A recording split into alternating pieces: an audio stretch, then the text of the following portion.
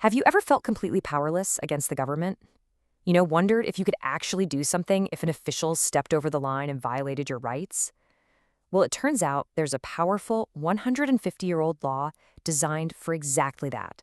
And in this explainer, we're going to break down this incredible tool for citizen accountability. So let's just cut right to the chase, right? Can you, as a regular person, actually take a police officer or a mayor or even an entire city to court for messing with your constitutional rights? And the answer, believe it or not, is a big yes. The whole reason you can do this is because of a federal law. Its fancy name is 42 USC Section 1983, but everyone just calls it Section 1983. And that little law is what this whole explainer is about. Okay, so here's our game plan. First, we'll talk about what this law actually is. We're calling it the Citizen's Sword. Then, we'll jump back in time to its wild origin story in 1871. After that, we'll walk through the playbook for how a lawsuit actually works. And then, we'll look at the government's defenses, their shields. Finally, we'll wrap up with why this law is still so incredibly important and, yeah, pretty controversial today. All right, first up, a citizen's sword. So what is this thing, Section 1983? Think of it as the legal weapon you get to use when someone with government power violates your fundamental rights. Now, here's the most important thing to get. Section 1983 doesn't magically create any new rights. Nope. Your right to free speech, your right to be free from unreasonable searches, those are already in the Constitution. What this law does is give you the pathway, the legal green light, the cause of action to actually sue government officials in federal court when they trample on those rights you already have. And hey, don't just take my word for it. The Supreme Court said it perfectly. The law merely provides a remedy.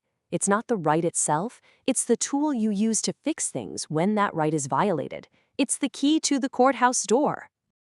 To really get why this law is such a big deal, you have to understand where it came from. Its origin story is, well, it's pretty intense, and it's absolutely key to understanding its purpose today. So picture this. It's right after the Civil War. The country is in chaos, and horrible violence, especially from groups like the Ku Klux Klan, is being unleashed against newly freed African Americans. And here's the kicker. State and local governments were often just looking the other way, or were even complicit. They wouldn't or couldn't protect their own citizens. So in 1871, Congress had to step in. They passed something called the Ku Klux Klan Act, giving people a way to go to federal court when their own state failed them. Okay, so you've got this citizen's sword. How do you actually, use it? What does someone have to prove to actually win one of these cases? Let's get into the playbook. It really comes down to these three things. You have to prove that a person who was acting with government power took away one of your federally protected rights. Now, that sounds almost too simple, right? But trust me, lawyers spend their entire careers arguing over what each of those little phrases actually means. And this middle one, under color of state law, is probably the most important concept. It basically means the person was using authority they only have because of their government job. Think about it. A police officer making an arrest, a public school principal suspending a student. They're flexing their official government muscle. They aren't just acting like any private citizen. Okay, so the citizen has a sword. But the government? Well, they've got some seriously powerful shields. And these legal defenses are the reason why winning a Section 1983 case can be so incredibly difficult. At this point, you might be thinking, okay, this seems pretty clear. An official violates my rights, I sue them, I win. But is it really that simple? Oh, not even close. And the reason why comes down to one word: immunity. And there are two main types of these shields. First, some officials, like judges and prosecutors, have absolute immunity. That's pretty much a total get-out-of-jail-free card for things they do as part of their job.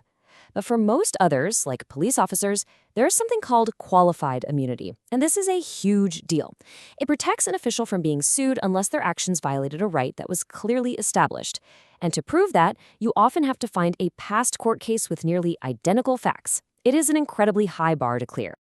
So suing an individual officer can be really tough because of qualified immunity. But what if the problem is bigger than just one person?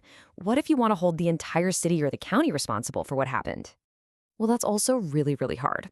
See, a city isn't automatically on the hook for every single thing its employees do. To win a case against a municipality, you have to prove that the violation was caused by an official policy or custom. That could be a written rule, sure, but it could also be something like a complete failure to train officers, or a widespread practice that's so common it's basically the unwritten rule. You have to connect the dots from the one incident all the way back to the city itself. So, after all that, the sword, the shields, the history, where does that leave us today? Let's talk about the modern legacy of this powerful and very controversial law.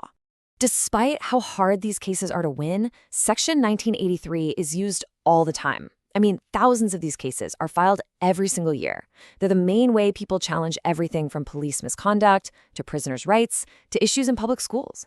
It's the go-to tool for almost any fight over rights involving state or local government. And this quote really shows you how much the world has changed because of this law.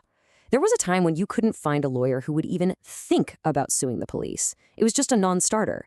But now, because of Section 1983 and other laws that let lawyers get paid if they win, the game has completely changed. A door for accountability was opened that had been slammed shut. And that brings us right back to the biggest question of all. This law was born in a moment of crisis, designed to protect citizens when their own state failed them. So after 150 years, with all these powerful defenses like qualified immunity that make it so hard to win, does Section 1983 still deliver on that original crucial promise? Well, that's the debate that is still raging in courtrooms, in Congress, and in communities all across the country.